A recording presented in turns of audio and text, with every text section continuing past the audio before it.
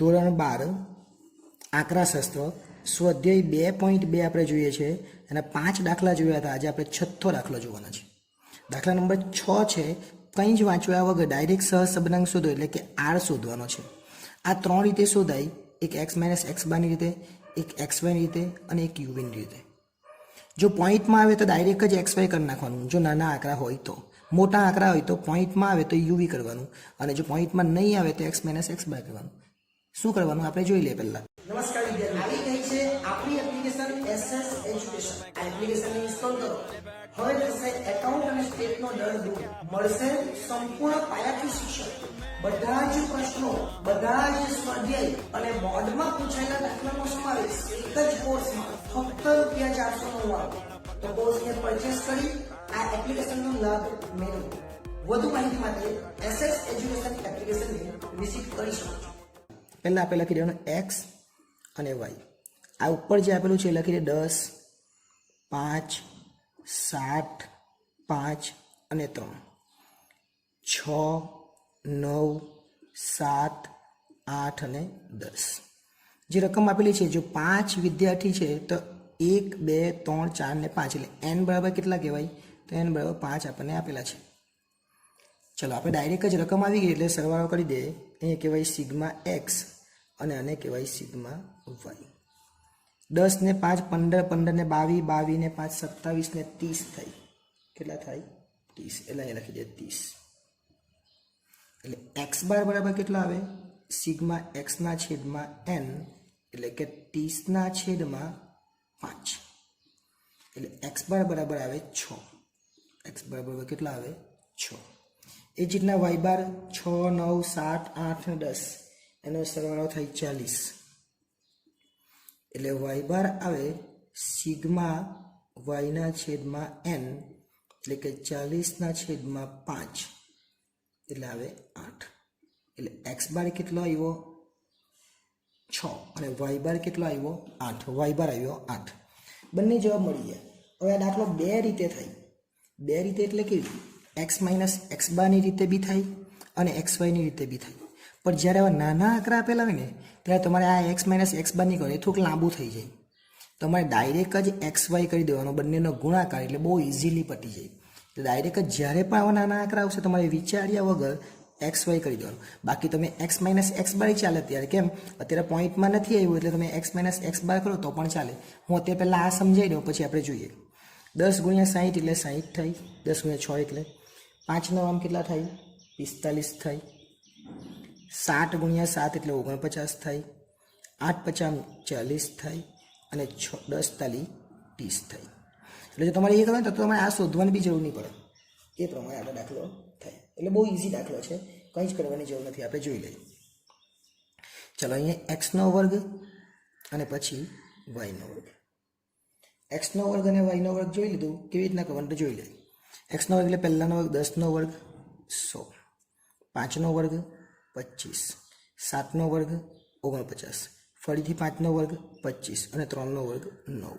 સરવાળો કરી દેવાનો. 100, 25, 49, 25 અને 9 એટલે સરવાળો થઈ. આના પહેલાં સરવાળો, આ જે સરવાળો આપણે કરી દે લખી દે 208. આ સરવાળો બાકી રહી ગયો એ પણ કરી દે 60, 45, 49, 40, 30 એટલે એનો સરવાળો થાય 224. અને છેલ્લે y નો વર્ગ 6 નો વર્ગ 36, 9 નો વર્ગ 81. આ જે આપેલા છે ને આ બધાનો વર્ગ. 7 નો વર્ગ 49, 8 નો વર્ગ 64 અને 10 નો વર્ગ 100 એટલે એનો સરવાળો થશે 330. હવે ધારો કે તમારે આ રીત નથી કરવી, તમારે x - x બાર કરવું હોય તો પણ ચાલે. x - x બાર એટલે x બાર તો તમારે આવેલો છે કેટલો? 6. y - y બાર પછી શોધવાનું અને y બાર કેટલો આવેલો છે? 8. અત્યારે તમારે આ નથી કરવાનું, આ તો ખાલી મેં સમજાવ્યું. જો આ કરે તો પણ ચાલે એમ. 10 માંથી 6 જાય તો 4, 5 માંથી 6 જાય તો -1, 7 માંથી 6 જાય તો 1, 5 માંથી 6 જાય તો -1 અને 3 માંથી 6 જાય તો -3. હવે જો 3 ને 1 ને 1 2 ને 5 એટલે -5 ને +5 એટલે 0 થઈ ગયા. એ જ રીતના y બારમાં 6 માંથી 8 જાય તો -2, 9 માંથી 8 જાય તો 1, 7 માંથી 8 જાય તો -1, 8 માંથી 8 જાય તો 0, 10 માંથી 8 જાય તો 2. 2 ને 1 એટલે 3, ને આ 2 ને 1 એટલે 3 એટલે 0 થઈ જાય. પછી તમારે કરવાનું એક્સ માઇનસ એક્સ બાર અને વાય માઇનસ વાય બાર, આ બંનેનો ગુણાકાર કરી નાખવાનો.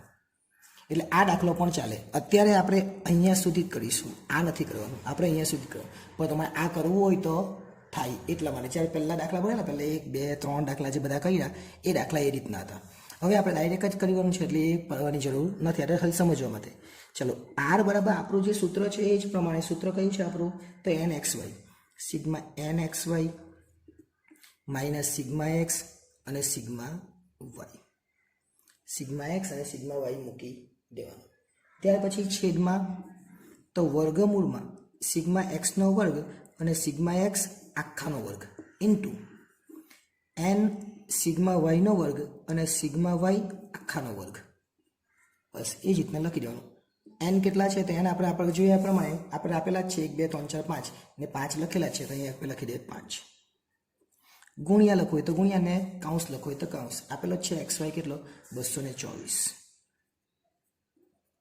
સિગ્મા એક્સ એટલે આપણે શોધી કાઢેલો 30 અને સિગ્મા વાય એટલે 40, એટલે અહીંયા લખી દેવાના 30 અને 40. છેદમાં એન કેટલા છે તો એન ફરીથી 5 ખબર જ છે. એક્સ સ્ક્વેર એટલે વર્ગ શોધેલો જ છે ને, કયો? 208 ને 330, એટલે અહીંયા લખી દેવાના 208. અને એક્સનો વર્ગ એટલે 30નો વર્ગ. આ એક્સ એટલે 30 છે તો એક્સનો વર્ગ એટલે 30 થાય ને. એ જ રીતના એન કેટલા છે? 5. હવે સિગ્મા વાય સ્ક્વેર કેટલા છે તો આપણે જોઈએ આગળ 330 છે તો અહીંયા લખી દેવાના 330 માઇનસ આ જે બીજું પદ છે એનો વર્ગ એટલે 40નો વર્ગ. ચાલો હવે ગુણાકાર 224 ગુણ્યા 5 કરવાના. 224 ગુણ્યા 5 કરે એટલે 1120 થાય. માઇનસ 30 ગુણ્યા 40 કરીએ તો 1200 થાય. ગભરાવાનું નથી, માઇનસમાં પણ જવાબ આવે એટલે આ સંખ્યા મોટી એટલે ગભરાઈ જવાનું. ચાલો 208 ગુણ્યા 5 કરવાના એટલે 140 થાય, પરંતુ 30નો વર્ગ કરીએ એટલે 900 થાય. કેટલા થાય? 900. અને 140 નહીં પણ 1040 થાય. કેટલા થાય? 1040. બીજા વર્ગમૂળમાં 330 ગુણ્યા 5 કરીએ એટલે 1650 થાય અને 40નો વર્ગ કરે તો 1600 થાય. અહીંયા એક પડાવનું સાદું રૂપ પૂરું થયું. હવે શું કરીશું? આપણે માઇનસ કરીશું. 1120 માંથી 1200 જાય તો આવે 80, પણ માઇનસ. નીચે 1040 માંથી 900 ને બાદ કરીએ તો 140 આવે અને 1650 માંથી 1600 જાય તો 50 આવે. હવે વર્ગમૂળ કરવું હોય તો પણ ચાલે અને વર્ગમૂળ ન કરવું હોય તો આ બંનેનો ગુણાકાર. 14 × 5 = 70 એટલે 7000 થાય. હવે શું કરવાનું? તો 60,000નું વર્ગમૂળ કાઢી દેવાનું એટલે -80 અને 7000નું વર્ગમૂળ. 7000નું વર્ગમૂળ કરે એટલે 83 આવે અને પછી જેટલા પોઈન્ટ હોય એ બધા લખી દેવાના. નહીં લખવું હોય તો 4 પોઈન્ટ હોય તો બધા લખી દેવાના.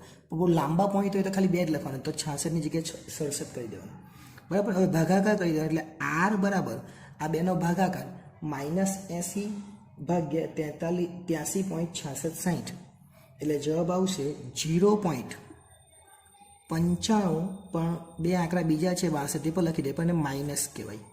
પણ જો 4 4 ને આપણે જવાબ નહીં લખવો હોય તો આપણે 2 જ આંકડા લખવાના એટલે આર બરાબર -0.96.